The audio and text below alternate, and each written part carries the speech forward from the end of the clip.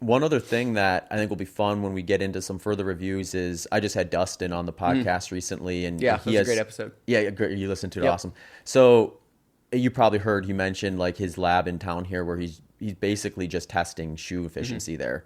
So it'll be fun to actually get some actual data on some of these shoes versus just our speculation because like we can go out and run in these and we can sort of gauge to a degree like okay, I felt like I normally do for this run and my heart rate was at this, my effort was this, and my pace was that.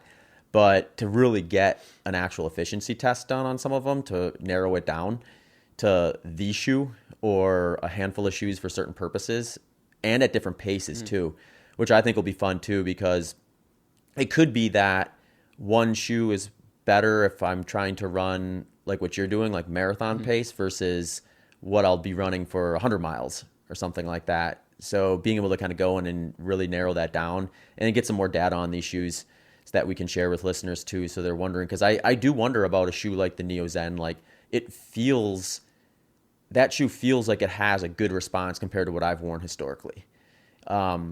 So my thought is like, okay, I probably have an efficiency benefit in this shoe over what I wore the last few years, but I don't know for sure because I Right. don't have the test done.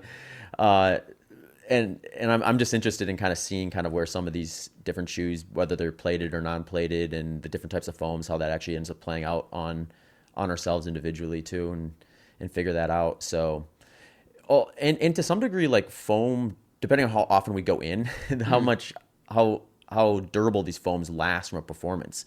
Because that was another thing that Dustin mentioned that I found really interesting was he's a big fan of Zoom X. Like that's just what tests really well for him.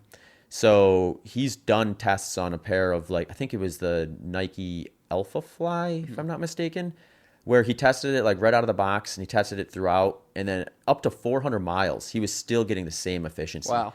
So the foam wasn't breaking down the way I think we thought originally. At least the modern versions of it aren't.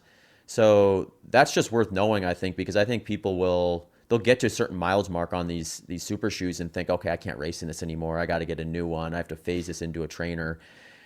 If his data is accurate, then maybe you don't. Maybe you can take your Alpha Fly to 400 miles and Right. put eight No, marathons on it. yeah, I'd love to get that data too because something similar I experienced with, I have a pair of the Alpha Fly 2 and I kind of retired them around 150 miles from racing. So that's, like, I don't know, 4 or 5 marathons and a couple halves in there I ran in them, but I've still been using them for training and I still feel that I'm getting that response, even though they look, if you just looked at them from the side, it's, squeezed down and there's some wear and tear on them. But I'd be curious to, yeah, test a shoe like he said right out of the box. He was getting like the 4%, I think, Yeah. benefit with the Alpha Fly, and then see race a couple marathons in it, see if it's still performing, and yeah, because like you said, if you have the data, then no need to buy one every Right. 150 to 200 miles. You can double the life of it, save Yeah. yourself a little bit of money. Well, and Dustin, I could just picture him like he's got a race in 2 days. Well, I'm like, I got this old pair of shoes. I'll test it real quick to see if it's Yeah, actually efficient right. still I or know. not. I wish I had a laboratory in my basement Right. where I could just go down every day and test.